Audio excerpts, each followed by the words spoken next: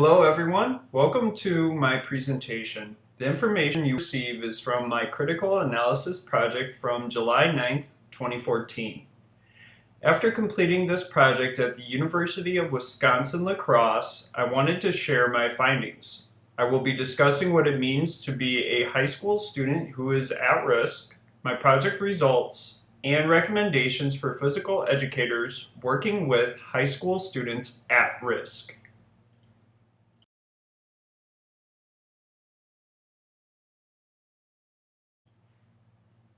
In this next slide, I will be discussing what it means to be a high school student at risk.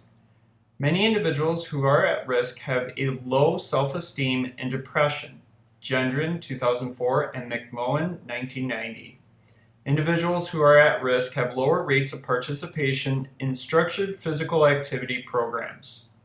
Physical activity can improve social and emotional well-being.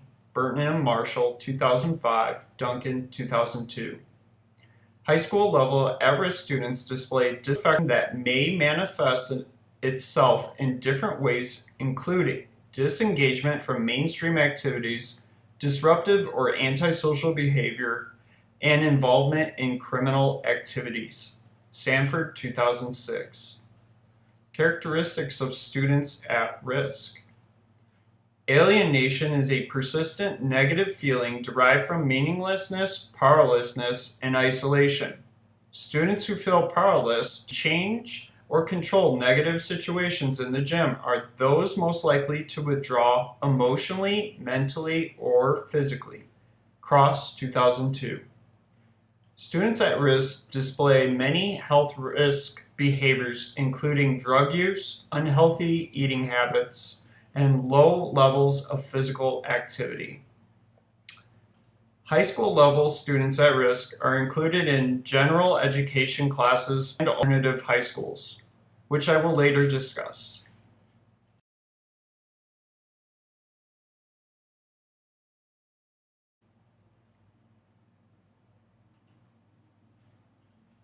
For the study, the Wisconsin DPI definition of at-risk students. At-risk students, for the purpose of the study, at-risk students are defined as pupils in grades 9 through 12 who are at risk of not graduating from high school because they are dropouts or two or more of the following. 1 or more years behind their age group in the number of high school credits attained, 2 or more years behind their age group in basic skill levels, habitual truants, parents, educated delinquents, 8th grade pupils whose score in each subject area examination administered was below the basic level, and 8th grade pupils who failed to be promoted to the 9th grade.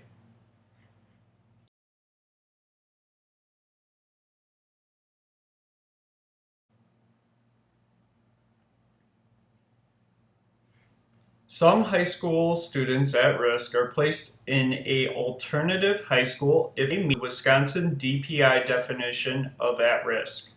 Alternative high schools offer non-traditional education experiences for students who have dropped out, been expelled, have multiple truants, or hard to reach and cannot succeed in regular schools.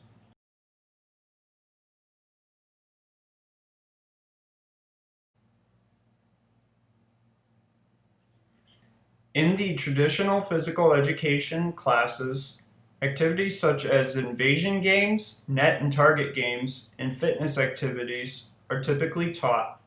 Non-traditional physical education content involves adventure education, outdoor pursuits, and using the skill theme model approach.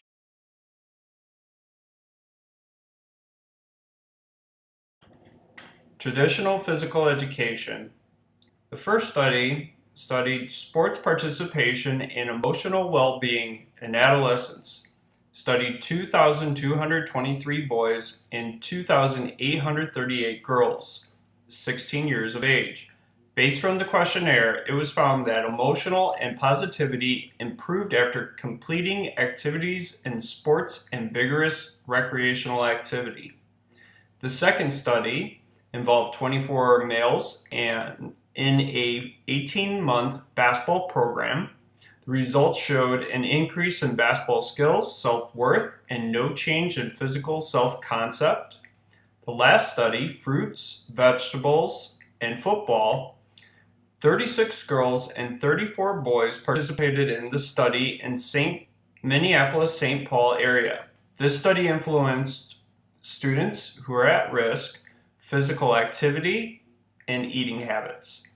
The results of the study showed increases in social support, taking leadership, and healthy eating habits.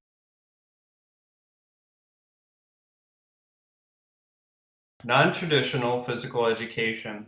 The non-traditional physical education study focused on outdoor adventure education, sports, and skill-based physical fitness. From mixed findings, it was difficult to determine if social and emotional well-being improved. The next study involved 106 boys who were at risk at 16 years of age. Through an adventure-based program using a ropes course, balance beam, 2 inline bridges, and multivine, the boys improved behavior, attitudes towards themselves stayed the same, feelings of achievement went up, improved conflict solving, and decreased defiant behavior. The last study involved 34 adolescents who are at risk participating in a 5-day intensive rock climbing program. The results showed a significant reduction in alienation and self-control. This brings me to my next slide.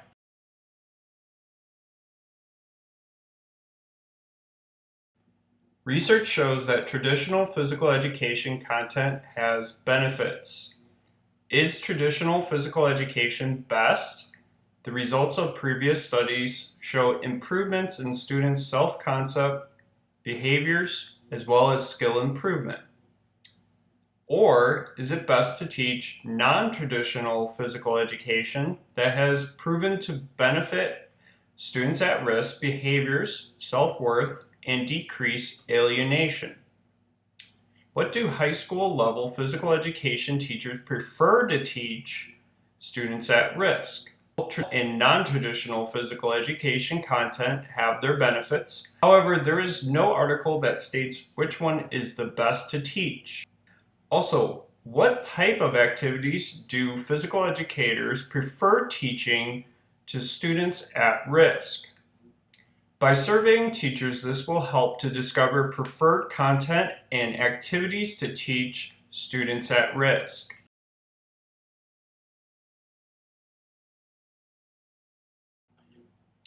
The assumptions include the following. The survey is a valid survey. Physical educators will answer the questions truthfully. All respondents teach high school level students at risk in physical education. It is assumed that the participants understand the questions and how to use the slider on Qualtrics.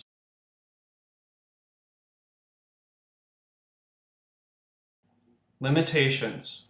The number of physical education teachers who teach high school level students at risk is limited. The number of respondents was low. Only teachers from Wisconsin were surveyed.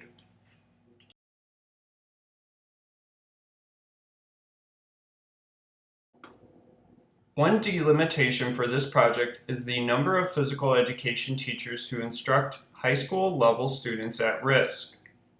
Only Wisconsin teachers were surveyed in order to stay consistent with the Wisconsin DPI definition of at risk.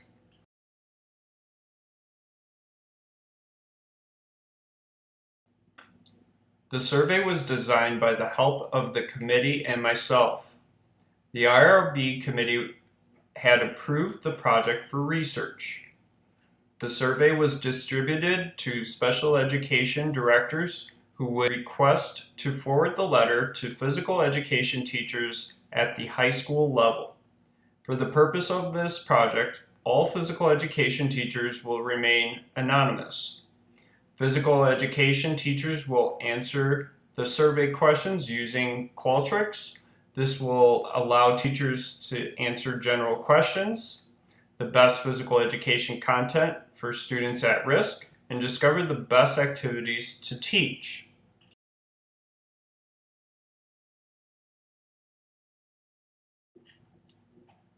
A pilot study was completed by Dr. Tymeson and Dr. Felix to determine validity of the survey. It was found that the survey was valid and appropriate in content.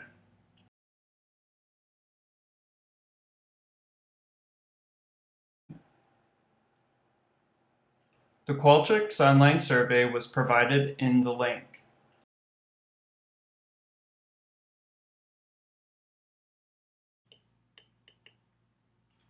Physical educators who teach high school students at risk were asked a total of 14 questions using a Qualtrics survey. All physical education teachers working in Wisconsin must answer yes in order to have their survey results included.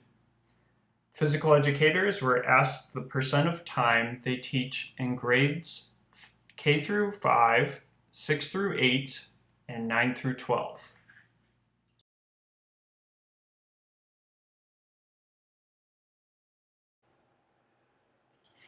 Physical educators were asked to provide a percentage for teaching physical education, how many years they have taught students at risk, and all physical educators were asked the percentage of students they teach who are at risk of not graduating high school. The definition of students at risk was included in blue.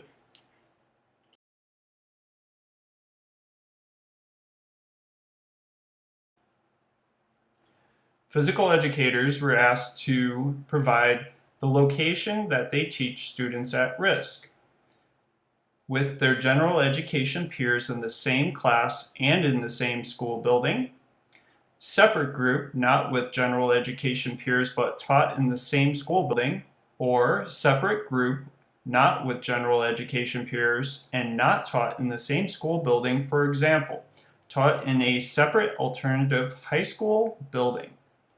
The next question asks physical educators to rate the importance of physical education for students at risk. This ranges from not important at all, little importance, important, or very important.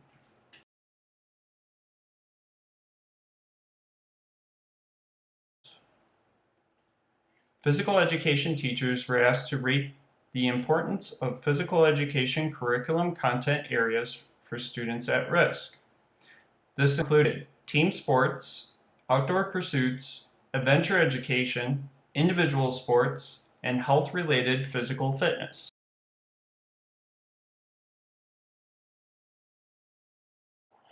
Physical educators were asked to rate team sports. This included basketball, football, soccer, volleyball, floor hockey, baseball, and softball.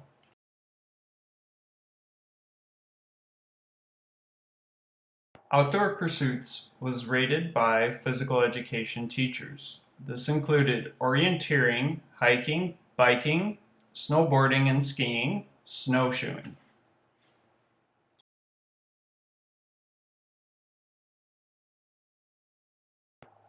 Adventure education was rated by physical education teachers. This included the 7 steps of adventure.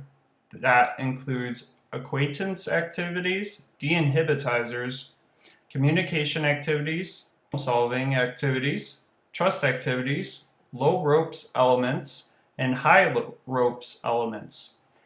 Low challenge course and a high challenge course were individually rated.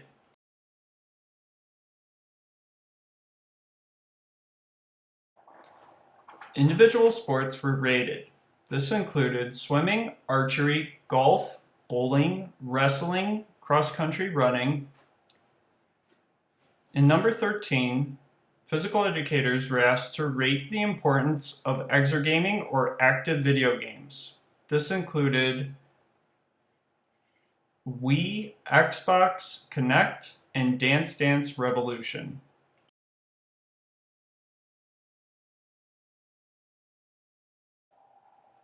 Physical education teachers were asked to rate The importance for each domain when teaching students at risk, including cognitive, affective, psychomotor, physical, social, and behavioral.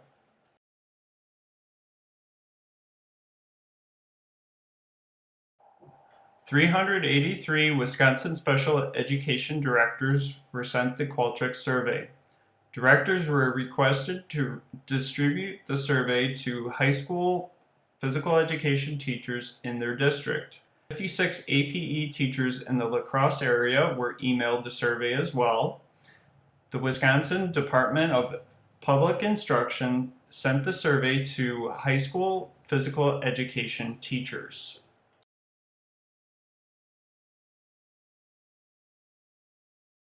A total of 56 Wisconsin physical education teachers participated in the survey.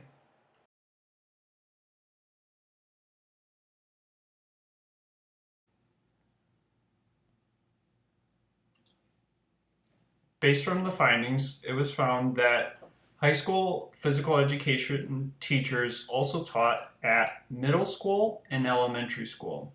High school had a number of 56 respondents, middle school had a total of 21 respondents, and elementary, with the lowest, had a total of 16 respondents.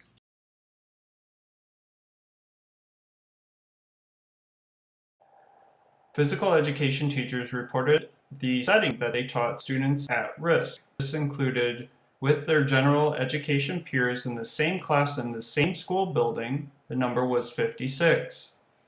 A separate group not with general education peers but taught in the same school building was 13. In a separate group not with general education peers and not taught in the same school building, for example, taught in separate alternative high school building, was 1.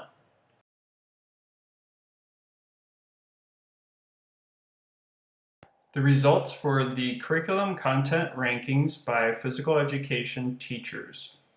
Number 1 was health-related physical fitness with a mean rating of 79.26.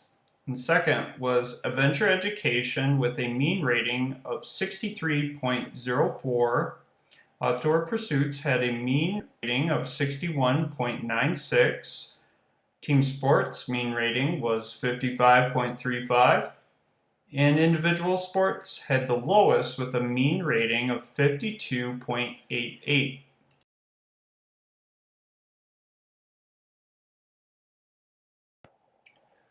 Team sports was ranked.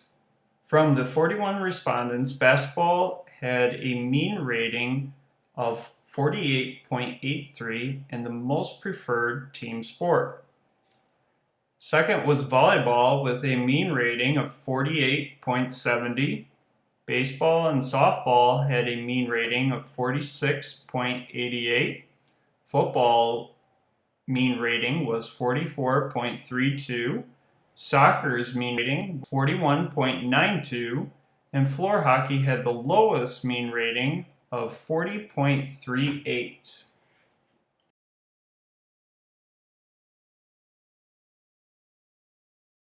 Outdoor pursuits was ranked, which was much higher than team sports. Biking had the highest mean rating of 66.15. Hiking 65.05. Snowshoeing had a mean rating 51.9. Snowboarding and skiing had a mean rating of 50.03. And orienteering had the lowest mean rating with 48.41.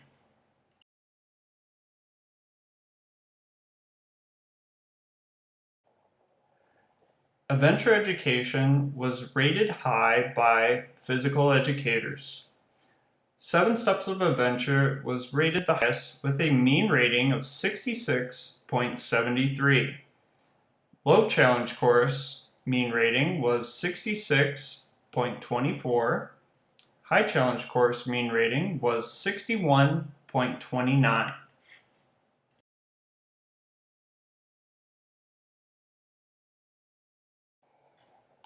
The results for individual sports. Swimming had the highest mean rating with 60.65. Bowling was second with a mean rating of 53.86. Archery's mean rating 52.54. Golf's mean rating 46.16. Cross-country running mean rating was 45.89, and wrestling had the lowest mean rating of 28.34 and the lowest number of respondents of 29.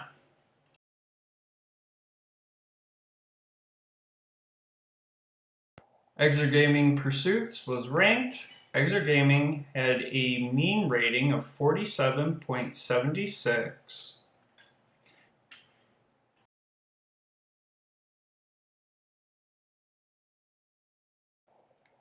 The domains were ranked by physical educators.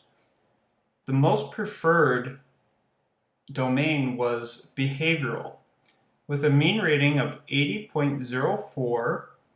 Second highest was social, with a mean rating of 77.36. Affective's mean rating 73.05. Physical mean rating was 71.76.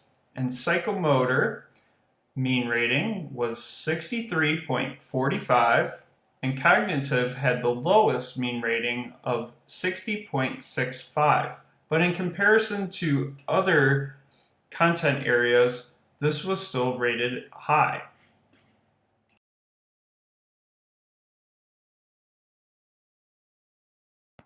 Next, I will provide the recommendations and the results after completing the survey. Most physical educators taught high school students at risk with their general education peers in the same class and in the same school building. With this in mind, the preferred curriculum content was health-related physical fitness, and second was adventure education. For team sports, basketball and volleyball were both highly rated, but lower compared to the preferred curriculum content. Individual sport, swimming was rated higher than team sport. Outdoor pursuits included biking and hiking, which were rated highly. Adventure education, the 7 steps of adventure, were ranked high. And the domains that were rated very highly included the behavioral domain and the social domain.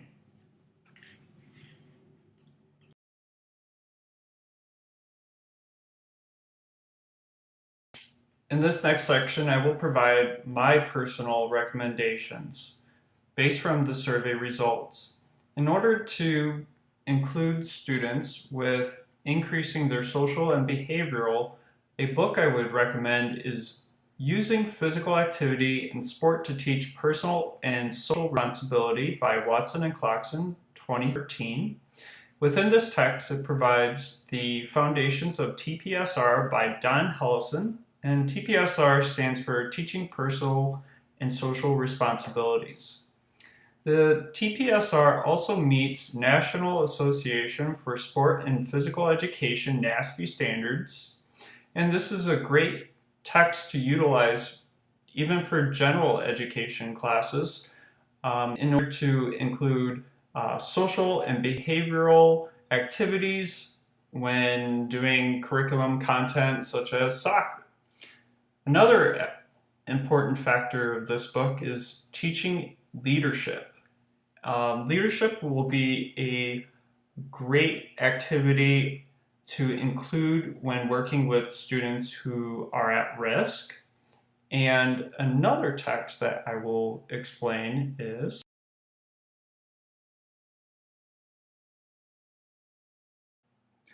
Helping at-Risk Youth Through Physical Fitness Programming by Collingwood, 1997.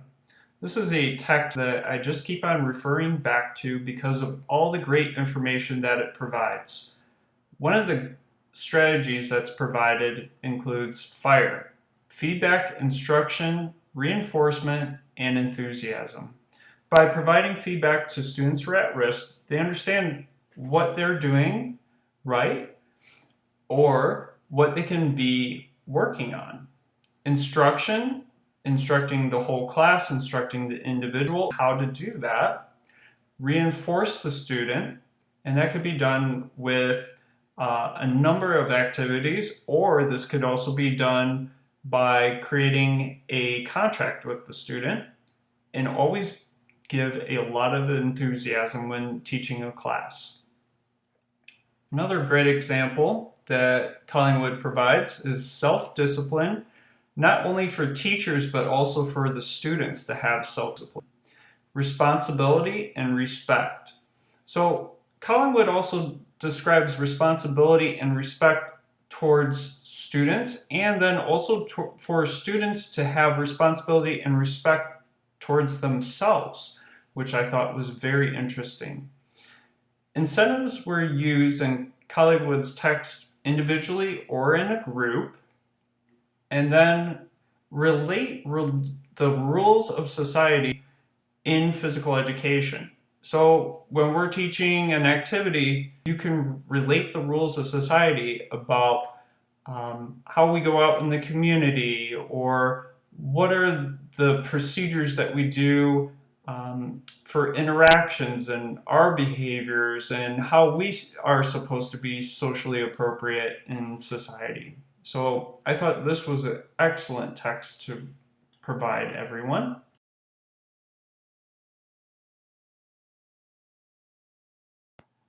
The next recommendation is using contracts. And the contract that I based this from was from helping at-risk youth through physical fitness and programming. And this was used at Cooley Connections. And one thing that I would recommend is the following. Activities should reinforce development of sports skills, health, managing behavior, being respectful, and participation. And this is done through an individual contract. So the student would receive a point for each item that's on the left-hand side. The transition, self-control and effort, learning effort, goal. The goal is designed by the student and the teacher working collaboratively, staying in class, and recovery if needed. So if the student maybe decided to kick an item over, interrupt the whole class, and they had a behavioral outburst, maybe they lost a point for self-control. Well, they can regain that point back and still obtain a total of 5 points as long as their recovery was appropriate. And this could be done by the teacher completing the contract or the student completing the contract, depending on the student. And then what I did was, at the end of the week, we would tally up our points, and if we had enough points, we would be able to play one of our favorite games as a whole group. This was a great motivator for my students, and they really enjoyed using this point system, and they were constantly working on improving themselves as leaders.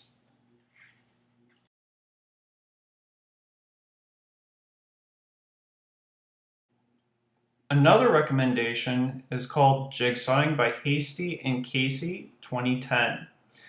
The way this works is you would take a already known curriculum content area, such as soccer, and allow the students to take control of the class by changing a primary rule of the game. Typically, the soccer ball is kicked in, or it could be headbutted in. In this case, I had a student who chose to throw the ball in, and that was okay because we're making a primary rule change, and we already went over the curriculum content. The next is a secondary rule change. The secondary rule change is the perimeter.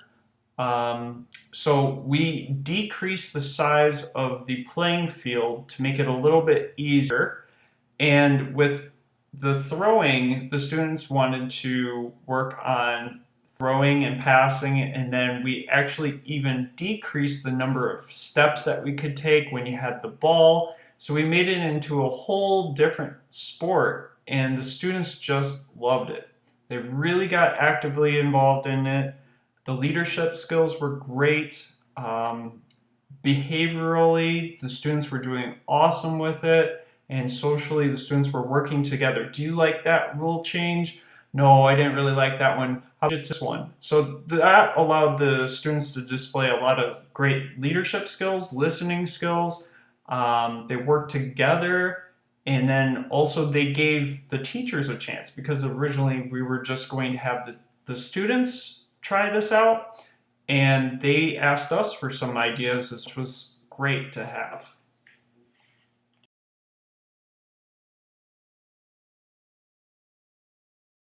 So in summary, what we found was traditional physical education, the content areas to focus on was health-related physical fitness, basketball, and volleyball.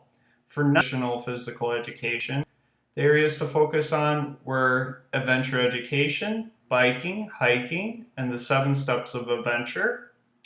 The 2 domains that were highly rated by the physical education teachers were behavioral and social.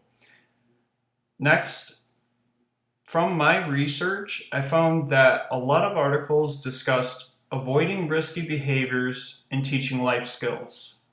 This is very important for students at risk because they often can put themselves in risky types of situations, or they might not understand some of the life skills that are needed while out in the community. So it's great to involve those types of activities within physical education so that they're better prepared later on in life.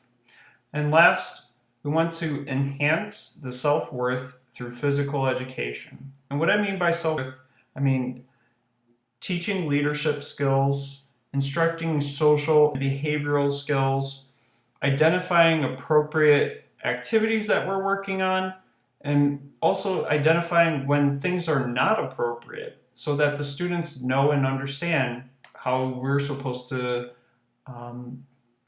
act with each other in class or even outside of class as well.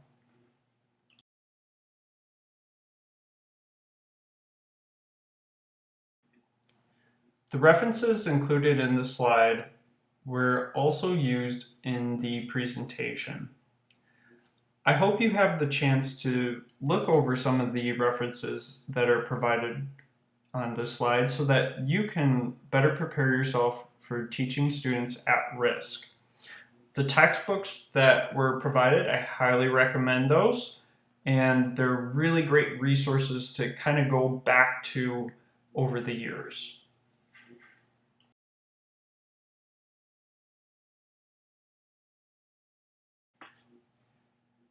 And here is my last reference page. Thank you everyone for attending the presentation. I hope this was both informative and informational for everyone.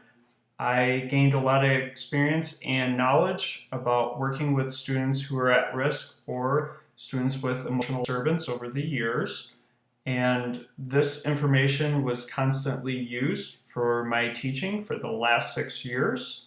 And I hope this will influence your instruction or provide you with some newfound information for teaching students who are at risk. Thank you and have a wonderful day.